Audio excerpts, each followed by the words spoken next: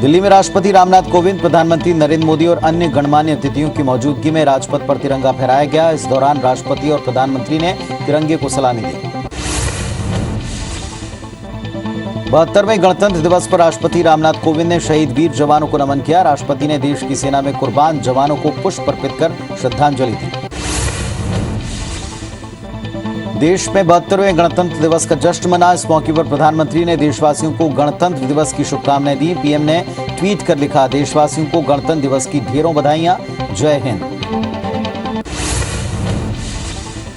दिल्ली में गणतंत्र दिवस के अवसर पर केंद्रीय रक्षा मंत्री राजनाथ सिंह ने ध्वजारोहण किया। रक्षा मंत्री ने अपने आवास पर तिरंगा फहराया।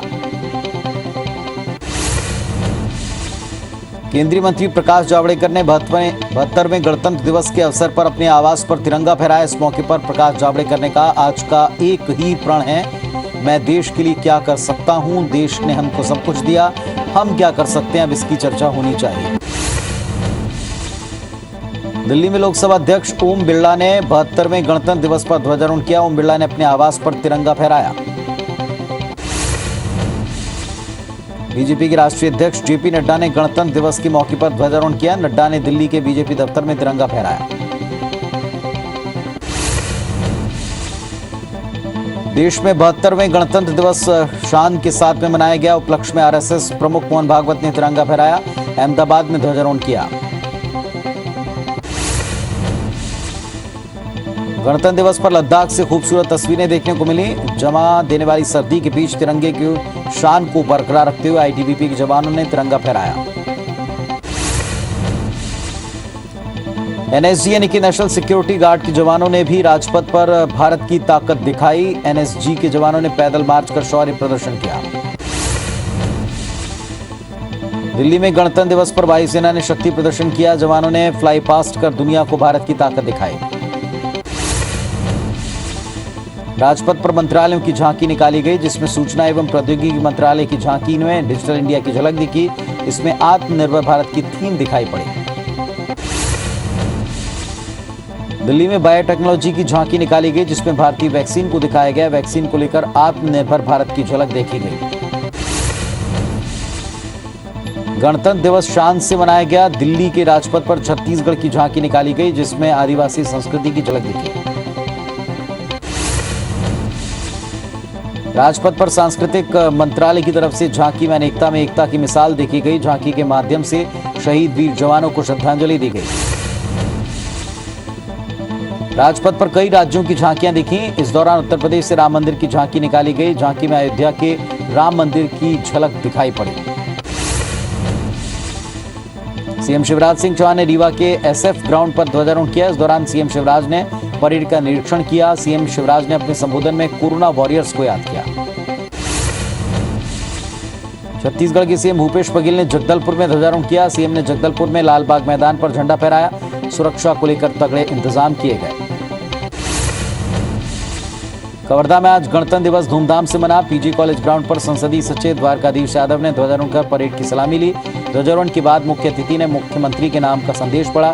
कोरोना काल के कारण इस बार कोई भी सांस्कृतिक कार्यक्रम नहीं हुए। जिला भाजपा दफ्तर के सांसद संतोष पांडे ने ध्वजारोहण किया। देश में गणतंत्र दिवस धूमधाम से मना। बलरामपुर जिले में संसदीय सचिव पारसनाथ राजवाड़े ने पुलिस लाइन मैदान पर ध्वजारोहण किया। इस मौके पर संसदीय सचिव ने जनता के नाम मुख्यमंत्री भूपेश बघेल का संदेश पढ़ा। कोविड के चलते इस साल कोई सांस्कृतिक कार्यक्रम नहीं था।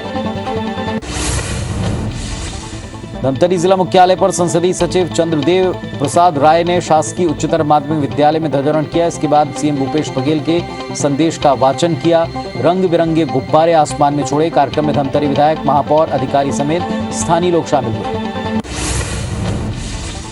मंदसौर के पीजी कॉलेज में गणतंत्र दिवस समारोह का आयोजन किया गया, जिसमें मध्य प्रदेश के वित्त मंत्री जगदीश देवड़ा ने ध्वजारोहण कर परेड की सलामी ली। इस दौरान वित्त मंत्री जगदीश देवड़ा ने आसमान में गुब्बारे छोड़े। कोरोना के चलते बच्चों का रंगारंग कार्यक्रम नहीं हुआ। दिल्ली में किसानों की ट्रैक्टर मार्च में लाल किले के पास जमकर बवाल हुआ। किसानों को यहां से खदेड़ने के लिए पुलिस को लाठीचार्ज करना पड़ा, जिसके बाद किसानों ने उपद्रव किया, तोड़फोड़ की। प्रदर्शनकारियों ने पुलिस पर पथराव किया, गाड़ियों में तोड़फोड़ की, ट्रैक्टर दौड़ाकर तलवार के साथ पुलिसकर्मियों को हमला करते हुए जख्मी किया। प्रदर्शनकारियों ने दिल्ली के लाल किले की प्राचीर पर केसरिया रंग का एक झंडा फहरा दिया। कुछ देर बाद पुलिस वालों ने इस झंडे को उतार दिया।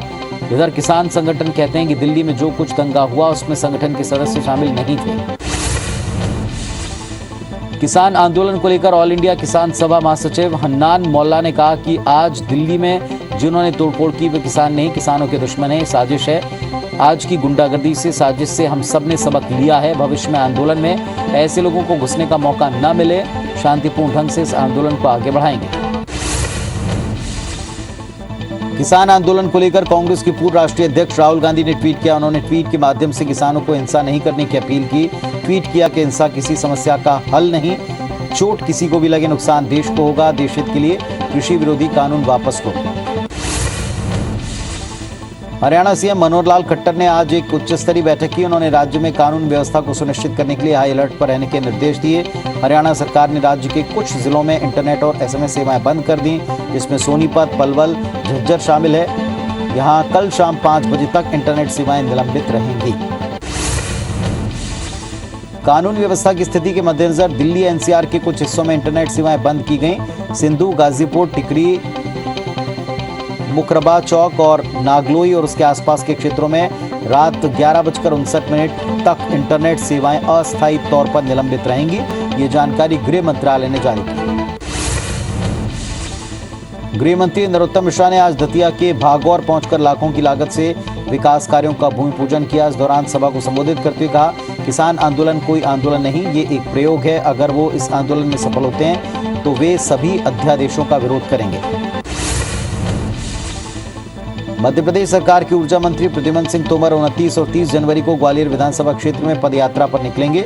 इस दौरान बिजली उपभोक्ताओं से मिलेंगे, उन्हें बिजली बचाने के साथ बिजली चोरी न करने और समय से बिल जमा करने के लिए प्रेरित करेंगे। इस दौरान ऊर्जा मंत्री उपभोक्ताओं की समस्याओं का मौके पर निदान भी करेंगे। सरगुजा की सीतापुर जनपद अध्यक्ष शांति मिंज और जनपद उपाध्यक्ष शैलेश सिंहदेव ने प्रदर्शन करने का ऐलान किया।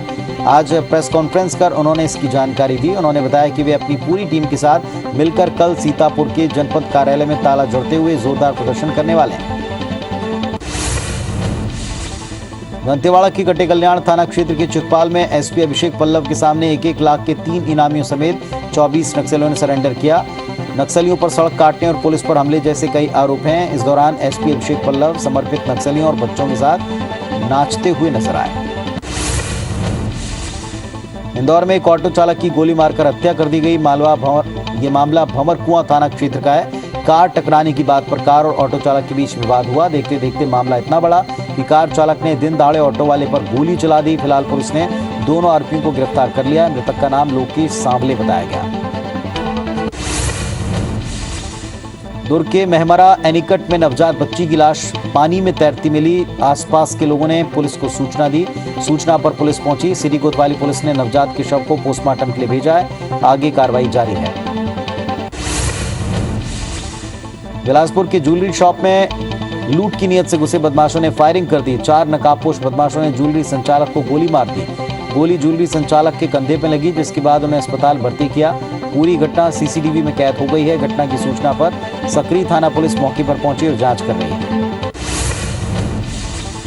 सरगुजा की सीतापुर पुलिस ने नाबालिग से दुष्कर्म के 2 अलग-अलग मामलों में 2 आरोपियों को गिरफ्तार किया। मामले में आरोपी ने शादी का झांसा देकर नाबालिग का रेप किया था। दूसरे मामले में आरोपी ने नाबालिग का अपहरण कर दुष्कर्म की वारदात को अंजाम दिया था। रायपुर में एक महिला से 5 लाख की जेवरात और 5,000 नकदी की धोखाधड़ी हुई। देवेंद्र नगर सेक्टर नंबर 4 के निवासी प्रेमलता अग्रवाल के साथ 2 अज्ञात ठगों ने भूख लगने का बहाना बनाकर डीकेएस अस्पताल के पीछे ले जाकर उसके कीमती जेवरात और 5,000 नकद ले उड़े। ठगी का एहसास होने पर गोल बाजार थाने में महिला ने इस बात की शिकायत की। घटना का सीसीटीवी वीडियो भी सामने आया। इंदौर में लीज की जमीन पर 1 करोड़ से ज्यादा का लोन लेकर धोखाधड़ी की घटना को अंजाम दिया गया। पुलिस ने मामले में 5 आरोपियों के खिलाफ धोखाधड़ी का केस दर्ज कर तलाश शुरू कर दी। बैंक के एक कर्मचारी की भूमिका भी सामने आई है, जिसकी पुलिस जांच कर रही है। रायपुर में चलती कार में क्रिकेट सट्टा खिलाते 2 सटोरियों को साइबर सेल ने गिरफ्तार किया। पुरानी बस्ती में वेस्ट इंडीज और बांग्लादेश के बीच होने वाले मैच पर ऑनलाइन सट्टा खिलाते इन्हें ट्रेस किया। पुलिस ने राजेंद्र नगर निवासी 2 सटोरियों सौरभ सबलानी और हिमांशु खटवानी को गिरफ्तार किया। दोनों आरोपियों पर जुआ एक्ट की धाराओं में मामला दर्ज किया गया। श्योपुर में व्यापारी की आंख में मिर्ची डालकर सोने की चेन लूटने का मामला सामने आया। मंडी परिसर के पास हुई इस घटना में आरोपी बाइक पर सवार होकर आए और लूट की वारदात को अंजाम दिया। घटना के बाद व्यापारियों ने विरोध में विजयपुर थाने का घेराव किया। विजयपुर का बाजार बंद रखने की चेतावनी दी। रायपुर की मरीन ड्राइव स्थित अर्था कैफे में पुलिस ने दबिश दी। कैफे में अवैध रूप से शराब पिलाई जा रही थी। पुलिस ने उनको पकड़ते हुए 25 बोतल बियर और शराब की बोतलें बरामद की। पूरे मामले पर तेलीबांधा थाना पुलिस कार्रवाई कर रही है। शाहजहांपुर स्टेडियम ग्राउंड पर आयोजित गणतंत्र दिवस समारोह में चाकूबाजी की घटना हुई, जिसमें 3 नाबालिग लड़के घायल हो गए। पुलिस के मुताबिक छेड़खानी की बात को लेकर बच्चों के बीच विवाद हो गया, जिसके बाद एक पक्ष के बच्चों ने अपने साथियों को बुला लिया। उन्होंने दूसरे पक्ष के बच्चों पर चाकू से हमला कर दिया। कोरिया के भरतपुर के तोजा गांव में बच्चों की दी गई सजा का वीडियो वायरल हो रहा है, जहां चोरी के आरोप में 3 मासूम बच्चों को मुर्गा बनाने की सजा दी गई। इस दौरान मासूमों को मुर्गा बनाकर पीठ पर ईंटें तक ला दी गई। रायगढ़ के मेडिकल कॉलेज में पढ़ने वाले एक जूनियर डॉक्टर से मारपीट के मामले में पुलिस ने 4 आरोपियों को गिरफ्तार किया। कुछ दिन पहले जूनियर डॉक्टर अपने दोस्त के साथ एक ताल रोड में घूमने गया था, जहां 3 से 4 युवकों ने उन्हें रोका, मारपीट की, लूट की वारदात को अंजाम दिया। घटना में जूनियर डॉक्टर को काफी चोटें आई थी। रायगढ़ के कंचनपुर में अवैध उत्खनन की शिकायत पर पहुंचे अधिकारियों पर मधुमक्खियों ने हमला कर दिया, जिसमें प्रभारी तहसीलदार पटवारी समेत करीब 6 कर्मचारी जख्मी हो गए। आशंका जताई जा रही कि तस्करों ने अधिकारियों को आते देखकर मधुमक्खियों के छत्ते पर पत्थर मारा था। बालोद के कुसुमकसा में राम मंदिर निर्माण को लेकर भगवान राम की भव्य शोभा यात्रा निकाली गई, जिसमें बड़ी संख्या में लोग ध्वज लेकर शामिल हुए। यात्रा दुर्गा मंदिर से शुरू होकर वापस मंदिर में समाप्त हुई। इस यात्रा में जामड़ी पटेश्वर धाम के संत राम बालक दास महात्यागी भी शामिल हुए।